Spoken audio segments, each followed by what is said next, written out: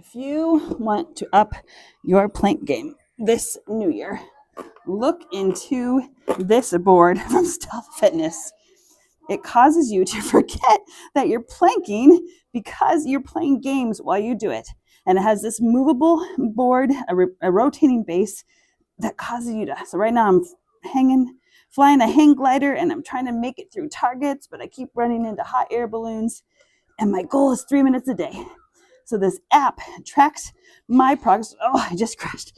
So what it does is it distracts you from the fact that you are planking because you're playing a game at the same time. This is the Stealth Fitness planking board. It's got this cool base on the bottom that rotates. It's got these great elbow supports so you're not hurting your elbows while you're doing it. But if you're wanting to up your plank game, this is a good option to try, and it's a great distraction factor. What I did not expect was that my children would love it just as much. They've spent a ton of time this year planking. I let them have a little device time to play these games. It's fitness, it's fun.